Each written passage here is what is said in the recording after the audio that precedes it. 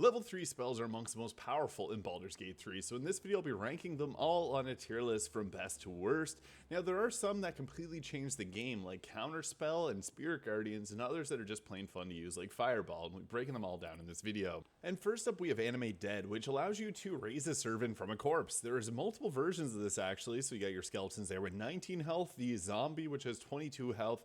They have very low armor class with like 11 for the skeleton or 8 for the zombie, so they'll attract hits really nicely. That's kind of what they are. These are fodder, but they also upscale. So if you get level 5 version, then you got the Animate Dead Ghoul, Skeleton Squad Flying Ghoul, and the Zombie Battalion, which summons 5 zombies. And then you also have the Skeleton Squad at level 6, and then if you have mods that enable you to go past level 6, you can get things like the Zombie Battalion, but they'll increase in size there. So you do have to have multiple corpses in order for us to be able to summon properly. But for example, we use the Flying Ghoul here, which you can use from a single corpse. This is a little bit stronger of one, which gives it a 30 overall health and a 15 armor class. It doesn't have the highest stats, but it's good for being able to get some opportunity attacks and some extra damage, but mostly they're here for extra absorbing of attacks. I wouldn't say Animate Dead is that great overall. It's a reliable spell for clerics and wizards to be able to add additional undead. If you're a necromancer wizard, you can actually summon 2 for the price of 1, so I would recommend a 6/6 split with the Death Domain cleric and the necromancer wizard if you want to pull off a effective use of this spell. Next up we have Bestow Curse. Now there's some other curse spells later on in the game, like Contagion, which are much better because you can apply those from range, let them sink in and they don't actually cause aggro. With this you have different ones like Strength Disadvantage, Dexterity, Constitution, Intelligence, Wisdom, and Charisma. And then you can also give attack disadvantage, the additional damage on the attacks, so you can do an additional 1d8 of Necrotic. And then there's also the Dread, which can possibly skip its turn. Now overall I think that there's better ways to use your concentration, and a lot of these spells you could do with a level 1 command spell, really, like Command Grovel, or you could go with even a Hold Person, which will give you free critical hits. So the fact that there's much better spells available at a lower spell slot, I would actually say Bestow Curse is probably around the C tier. There's just better ways to use your level 3 spell, and that's kind of similar for Blink, our next spell here. With Blink, you roll a d20, and if you roll an 11 or higher, you vanish into the ethereal plane where you cannot be harmed or seen in this world. So, I mean, that's something somewhat useful in certain circumstances. However, one of the most notable ways that this would be useful is like in the Answer fight, which you could honestly just use a Globe of Invulnerability to keep your entire team safe.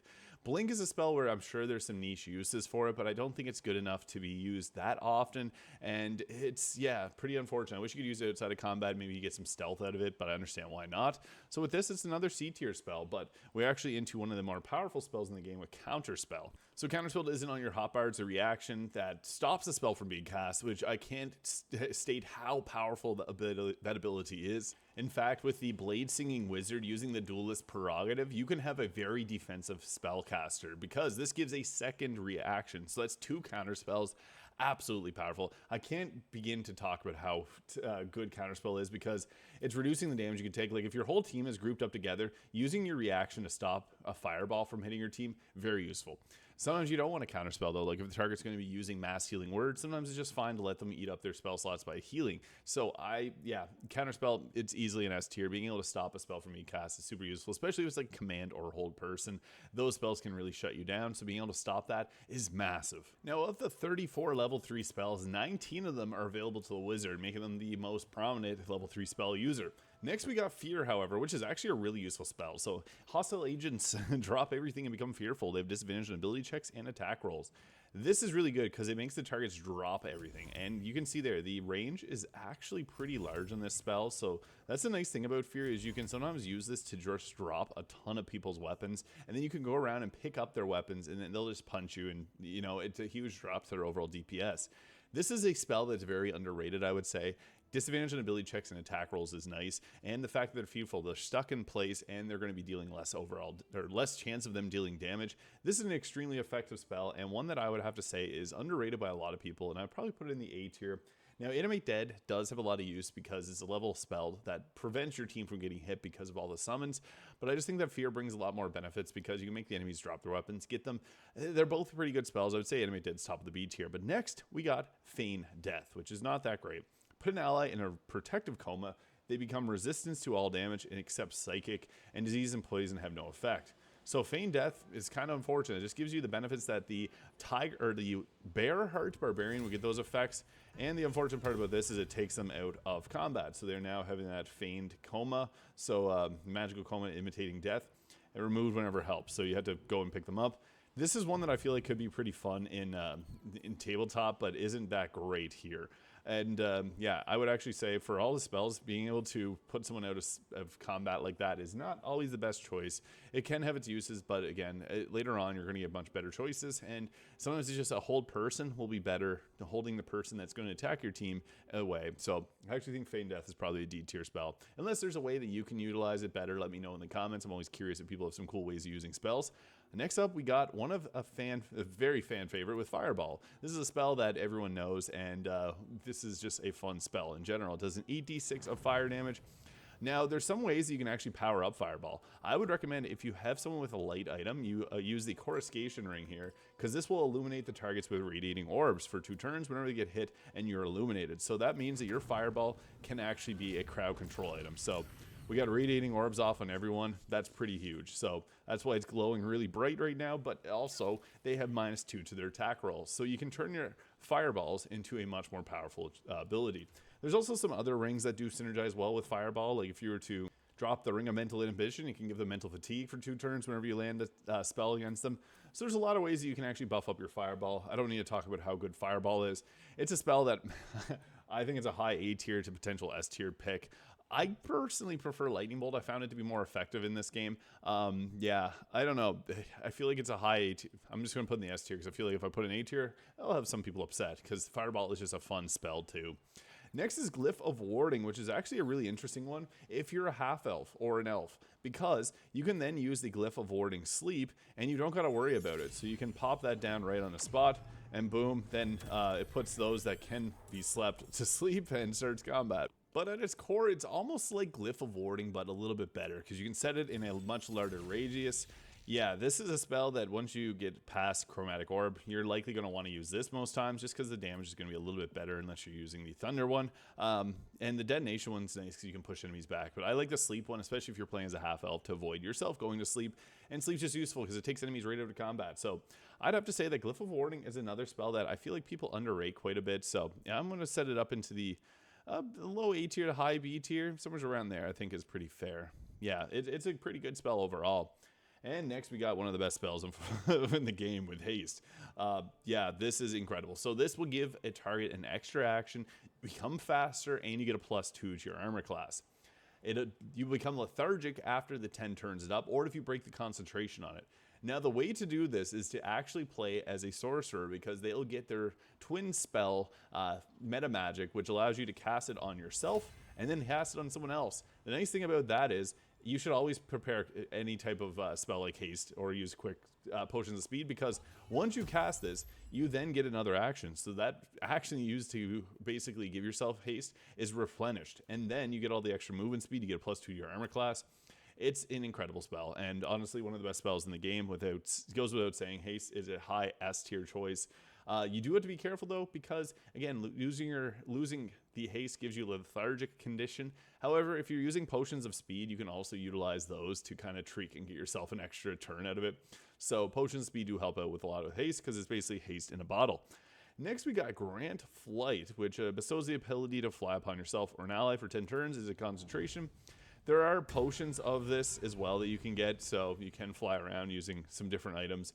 It's a okay choice. I think Flight is nice, but you can also get the ability to haste yourself or fly just by becoming a Lithid if you wanted to later on in the game. And yeah, it doesn't take up your whole action to be able to cast. It's an okay spell. You want to basically cast it before you know you're getting into a fight. You have it for 10 turns. It's an okay choice for spells. I think it's probably a C tier pick though overall. I think that there's many instances where you need to fly, but you can always just triple your jump distance and get Feather Fall, and that just does a trick kind of the same. Jumping is so good in Baldur's Gate 3. It's actually ridiculous how good jumping is. Next, we got Protection from Energy. This is a spell that's very kind of works in certain instances, doesn't work in others. Protection from Energy Lightning can be nice, get resistance to a specific damage type you're choosing. Certain fights, it will be beneficial. Other times, it's just a kind of waste of a level 3 spell slot. where you could get much more value out of something like a lightning bolt. I would say though it's probably B tier. There are some fights where if you want to like kind of maximize your strategy, you could pop this down, but it does require concentration, so that's something. You can't hold your concentration on things like hold person, so you have to use command as your crowd control. Next we got slow, kind of the opposite of haste. Slow will target up to 6 creatures and slow them, and whenever they are slowed, it armor class and dexterity saves are reduced by 2, so they're more likely to get hit by your fireball, and also more likely to get hit by your attacks, and they're basically makes it so that they can only use an action or a bonus action, not both, and their extra attacks don't work. So if they have fighter level 11, they can only make 1 attack per action. That's all they can make for the turn. Now, what's funny about this is if you upcast it to level 4, you can actually target the same target multiple times. This is partly due to it being a glitch. So if you want to target this target, you can go ahead again, ensuring that you do land your shots, because it'll roll a saving throw on both. Only possible on the level 4 version of the spell, however. So yeah, I thought that was worth mentioning. Slow is actually a pretty good spell overall, I'll be honest though, because you're able to stop targets from putting out as much damage as they normally be able to. And it's great because it can target multiple targets at a time, make it a little bit more effective in certain places than things like hold person, which I'm also a big fan of. So I'd just say slow is another A tier pick. It's actually really nice to be able to stop down enemies in their tracks. And next up we got Sleet Storm. This is actually pretty crazy. So Ice Storm at level 4 creates an ice surface as well, but this will keep creating ice surfaces, and it has a huge area of effect. What's nice about this too is you can make people slip and fall just like that, but also it stops concentration. So Sleet Storm is a spell where, yeah, it's actually pretty good whenever you need to use it, because it's going to stop a concentration that may be really screwing up your team. So if I don't slip on it, there we cast it down, the sleet's still falling. The unfortunate part is it will break your own concentration, so you don't keep getting the Sleet Storm, but yeah, you can continually keep raining down over time, making it a pretty good spell. And I actually think that Sleet Storm is one that we're going to set. I might move Glyph of Warding down top of the B tier actually, and then put this at the top of the A, or into the bottom of the A tier, because it is a really good spell. Being able to stop concentrations in and itself is really, really important. That's why Counterspell is so good. But Sleet Storm can help if you get overwhelmed by spells, and obviously you can't Counterspell every single spell. So next, however, we got one of my favorite spells with Lightning Bolt, doing an 18-6, which is similar to Fireball, but lightning can be doubled in damage. So creating the wet condition, which you can see here, we can actually go ahead and do something like this where we throw a water bottle, and you can see a huge area of effect. Minsk will now take double lightning damage, so if we were to blast him with a chain lightning, it's going to hit 76 damage. You see that right there? Absolutely insane amounts of damage. That's what makes Lightning Bolt a great spell, because unlike Fireball, it can be doubled. I actually may move Fireball down to top of the A tier and put Lightning Bolt up into the S tier, just because that damage is crazy. It can also be great if you use a Tempest Domain Cleric, because the Tempest Domain gets their Destructive Wrath at level 2, which lets them roll max damage. So this 48 damage is guaranteed, and the double damage from using something like Water makes this a guaranteed 96 damage. That's crazy for a level 3 spell, and very fun on the Tempest Domain Cleric. So yeah, definitely worth trying that out. Next, we got Hypnotic Pattern, which hypnotizes creatures you can see. They cannot attack you, cannot move or act. Pretty large radius, which is nice. Let's cast that down there. It's okay, but I feel like once we get to level 4, we get Confusion, which is a much better version of this because they'll attack other targets. Hypnotic Pattern, I feel like, is a spell that could be useful in certain places, but I've never really found it to be that great.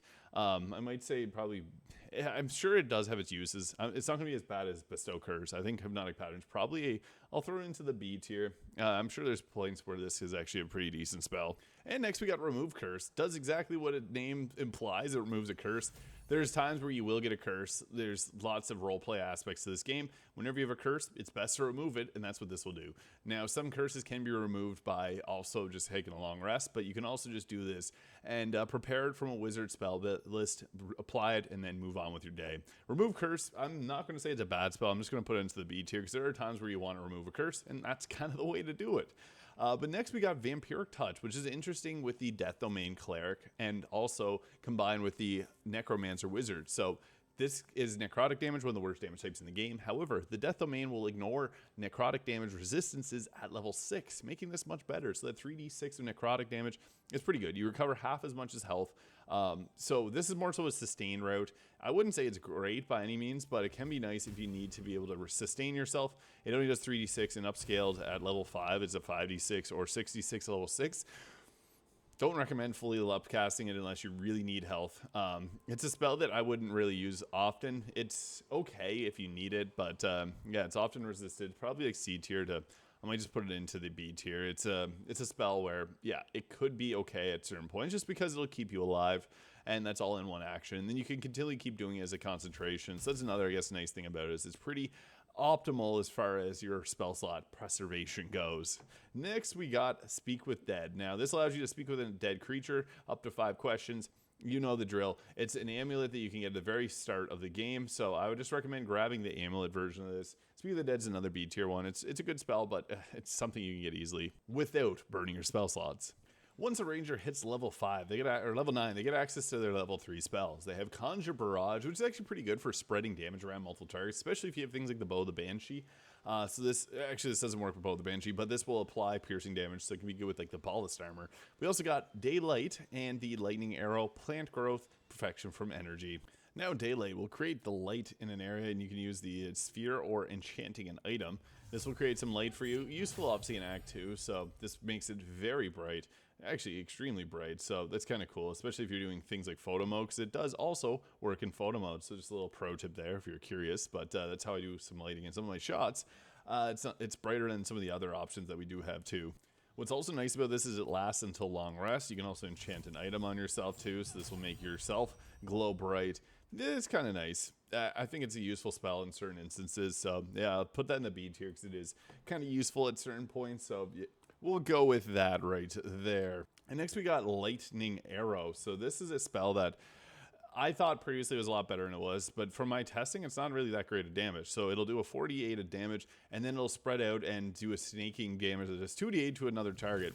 The damage is also not like, amazing. We got an additional 7 damage there, which is great. But yeah, unsaved targets still take half damage. That's okay. It's a dexterity save, however. So kind of similar to the problem with Sacred Flame, everything being a dex save, targets usually have pretty high dexterity, especially in Act 3 and Act 1. So obviously you don't get this in Act 1, but this is a spell that does have some uses, but I find the damage output from it is not that great. So I'd actually have to say that Lightning Arrow is probably another B tier. It's one of the best that it's one of the best that the Ranger gets, other than the Barrage spell, which is also a pretty good one. Now, one thing that's weird about Barrage is it'll actually take damage riders. Like I have the Ring of Acid on here, so the Caustic Band adding 2 damage there, and Nair Mister, which is the only weapon in the game that does pure force damage. So Barrage can actually be kind of interesting when you do it this way, because while piercing damage is really good with the Ballast Armor, if you don't go the evil route, you can then do a force damage version of this here, which hits in a pretty large area of effect here, as you can see. So I think there may be an issue that's not supposed to be that big, but yeah, it's nice to be able to hit targets from a pretty good distance here. So I think I might have a mod or something that's causing it to be much larger than it normally is. No, I'm just acting crazy. That's the actual distance of it, which is pretty large. So you can use that to hit multiple targets, which is really nice. It just looks bigger because it's in camp here. But yeah, the damage from it can be force damage, which I think is pretty cool. And a nice additional change to this. It's nothing super special. I think it actually might be a little bit better than Lightning Arrow. Lightning Arrow can be doubled in damage with water, and Conjure Barrage can be doubled with Orin's Dagger, or if you use the Ballast Armor. So a couple ways to get some extra damage in on both of those. And finally, we got the only spell that doesn't require any type of concentration for crowd control with Plant Growth. This will quarter targets' movement speeds and is really useful because you can then basically knock people down. They have a hard time dealing with it. So Plant Growth here, and it looks cool, but one little problem is anytime that you have fire damage, and this even counts if you have something like the Helldust Gloves and you're to go and attack and do a range attack on one of your friends here, it'll actually end up burning away the plants just like that. So just keep an eye out if you're using the Helldust Gloves. Obviously it's a late game problem, but yeah, it'll burn up the plants really quick and easily. So that's something to keep in mind, but it can also be nice if you want to burn things. I think Plant Growth is actually a spell that I might put some respect on, because I think a lot of people ignore how useful the plants can be. Just don't use fire damage, and you can set up a lot of easy crowd control this way. It's also nice with darkness. You kind of make your own Hunger of Hadar, which we'll get to in a second here. But yeah, I might even say I might redistribute these a little bit here and put these up a little bit and put something like that. Plant Growth is pretty good. I'll set it into the B tier. And next is Hungry Hadar here. So this does cold and acid damage at the start and end of the target's turn. It blinds them and it makes it so it's difficult terrain. This is actually a really good spell. Hunger of Hadar is one of my favorites. It doesn't actually get any benefits whenever it's upcast, though. That's one problem. So you get blinded while inside it, and unfortunately, if you're a warlock, you don't get the ability to see in your own Hunger of Hadar. And you see there, it starts and ends the turn at the same time, but it would normally give you cold damage at the start of the turn and then acid damage at the end of the turn. And with that, it does actually it has a nice ability to break concentrations of spellcasters. But this is more so crowd control. I personally like using the new Storm, or the Shadow Magic Sorcerer. They hold the Darkness concentration for my Warlock and my Sorcerer, and then I also have a Warlock holding a concentration on Hunger of Hadar. So this is where the enemies will be. They take damage, slow down, blah, blah, blah. Really good spell for that. And then we have our own Darkness pocket we can benefit from. The only problem is this will actually blind your character too, but it's nice because then you can give it extra damage on, or have a higher chance of hitting targets with this because you'll have advantage on your attack rolls against them. Hunger of Hadar, it's a spell that's an S tier pick. The only thing that would keep it down if I were to cover all spells in the game, this would probably be A tier at the end of it because it does lose out by not being able to be upcast. If the Warlock would be able to upcast higher damage, that'd be obviously pretty crazy. But it would make it a much better spell later on because you're going to have level 5 spell slots as a Warlock, and you don't get to utilize it with using Hunger of Hadar. It's my only gripe with it. Other than that, great spell, S tier. Next, we got Elemental Weapon. Now, this is a cool weapon or option. There is an item in the game that'll actually give you this with the Drake Throat Glaive, and this one's actually better. So this one, it gives a 1d4 bonus of damage of your elemental choice and a +1 to attack rolls. Now with the Elemental Weapon here, it does the same thing, but it requires a concentration. So with this, you can go ahead, give yourself or someone else lightning damage on your weapon. So boom, we now, since we did a ranged weapon, we now have fire, lightning, and acid and force damage all in our bow. But with this, the Draconic one, you can then add an additional damage type. But this one lasts until long rest and doesn't require concentration, so it's much better. But you can hit some pretty crazy looking damage off with this because it's just going to be, it's just going to add all these different damage riders to the weapon. Now, funny thing is, it doesn't actually stack the multiple damage types there because it removed the other elemental weapons. So you can only have it on one target at a time. So you can maybe use it on yourself and then have the Draconic elemental weapon from the Drake Throat Glaive on somebody else. So that's pretty cool, but it's not really that worth it for a level 3 spell slot. It does have some good synergy, though, with the cold version of it, and if you use the Snowburst Ring, which will create ice surfaces below enemies, and then pair that with the Disintegrating Nightwalker's Boots from Nair, and that will prevent you from slipping on it. So, Elemental Weapon, it's another one that I'm going to put into the B tier. It's useful at times, but not going to be that crazy good in most situations. You'd probably rather spend your level 3 spell slot on something else, like Hunger of Hadar. And then finally, we got the Gaseous Form. Transform yourself and ally into a tall, small glass cloud. You can't fall if it's through small openings. It's very hard to damage. It's okay. Gaseous Form is best utilized when you need to get into a small space and you don't have any other way to get into the small space. You don't have like minimize spell. It can be good for that because then you can fit through small areas. But that's really the big thing that's carrying this spell and making it a good one. I would have to say this is like a B tier to high C tier pick. It's useful in those roleplay instances where you need to get somewheres, but not so great in actual combat. And next up we got Revivify, which revives a companion. It gives them 1 health point back. This is a good spell. There's also 1 scroll of True Resurrection in the game, which lets you restore them to full health. This is a spell that I can't really say is bad or good. It's a useful spell. It's going to revive your companions. I'm going to put it in the B tier because it's useful. You also can get scrolls to revive your teammates, though, so it's not one that I'd fully benefit from using anything like an item on or a spell slot on. But you also can get the Reviving Hands, which is an item that will actually give you a free Revivify, and this will also give a target the effects of Death Ward, which will prevent them from going down 1 time. So that's kind of the best way to do it. Once you get the Reviving Hands, just use that item. Next, we got the Crusader's Mantle, though. This is an interesting one because it's going to buff up your entire team. So this gives you and your allies an additional 1d4 radiant damage on your attacks. If you have a full team with Radiating Orb gear, this can be kind of nice. But there's times where, I mean, this isn't going to be the biggest game changer in the world. I'm sure there's probably a couple fights where this is nice. But radiant damage is okay, and I'd almost rather not spend my level 3 spell slot, especially if you're like a paladin or a cleric who can use like things like the Spiritual Guardians. This is a spell it's okay. I'd actually maybe say this is like low B tier. Revivify is more useful in a lot of times, in a lot of instances. But next we got one of the best spells with Spirit Guardians. This is actually a good one to upcast as well because it can also do a bit more damage as you're a higher level. It gets an additional damage die, so that 1d8, so it'd be 48, 5d8, 68, which is really good damage. Now, where this becomes really good is if you use Radiating Orb gear so that it can give yourself more of the, or give the enemies Radiating Orbs, giving them minus to the attack rolls, which is extremely useful because you can just run around, making the enemies have a harder time hitting your teammates. That's really the biggest thing with Spirit Guardians, is putting on like the luminous armor, the gloves or luminous gloves, and all those items. Run around with Spirit Guardians, turn yourself into a Beyblade, and shred. There's also fights against multiple enemies in this game, like the rats. You can just put Spirit Guardian on and just destroy the rats that way. There's so many ways where this spell is really useful, and I love Spirit Guardians. It's just one of the most fun spells in the game. Also, if you're a Death Domain Cleric, you can take the Necrotic version and have it ignore resistances. And they also have these cool little birdies that fly around you too, so you can go run around. It makes enemies move away from you because it gives difficult terrain in the area, which can also apply things like the Boots of Stormy Clamor because it counts as a condition. So there's lots of gear that actually procs off Spirit Guardians. This is the easy S tier. I'd actually have to say Counterspell is probably the most beneficial, and then Haste and Spirit Guardian are kind of tied. I always run a Cleric just because I love Spirit Guardians, so yeah, this is your sign if you don't use Spirit Guardians to give it a shot. Also works on the new Crown Paladin, so they can run around smiting while having Spirit Guardians up, which is a lot of fun. And next we got ourselves Mass Healing Word. This gives a 1d4 plus 3 healing. It's nice because it hits many targets, and if you got items like, again, the Reviving Hands getting brought up here once more because they're so good, this gives the targets Blade Ward. Also, you can get the items from, or the gloves from Zevlord, Hellrider's Pride, which will do the same effects early on in the game, and then you can buy a ring from Volo, which will give you Bless on your heals, so the Whispering Promise there for 2 turns, so you can give your entire team Blade Ward and Bless by using level 3 spell slot. That's where this spell is best utilized. I wouldn't say it's good outside of that, but if you're going to equip the gear to make it boost it, I'd put it into the A tier. If not, it's probably like a C tier choice. Healing is not the best way to use your actions in Baldur's Gate 3, but it can be good in that certain instance. And next is the Warden of Vitality, not to be confused with the Aura of Warding. They're both available to the Paladin, with the Warden of Vitality giving you the ability to restore Vitality as a bonus action to heal yourself or other allies. This is a 10-turn long spell, and the Restore Vitality gives a 2d6 healing as a bonus action. Can be nice. If you know you're getting into a fight, you can precast this to give yourself that 10 turns of healing as a bonus action, especially as a Paladin not having a very crazy good bonus action. This can be nice just for the extra chip healing.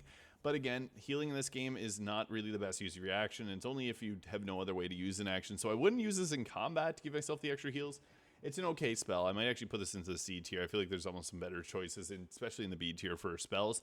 And then even things like Blinding Smite. Now, Blinding Smite's not the best way to use your spells. It's effectively a level 3 spell that gives you an extra 3d8 of radiant damage on your melee attack, and possibly blinds a target. So this is pretty decent. It does use your bonus action, however, but it doesn't break concentration. So if you hold person down, you can then go ahead with the Blinding Smite, which will light the area up. It looks really cool. And you come down with this Blinding Smite. Pretty okay damage, getting an extra 3d8, when you could also then just use a Divine Smite and upcasted for even higher damage. Yeah, if you really need a blinder target, this can be good, but it's another one that I'd actually say is probably a B tier pick. We're really stacking this B tier full of choices, but yeah, it's one that I might actually move Glyph of Warding back up to the A tier, just because it is good with the sleep and the detonate, and also the extra damage you can apply.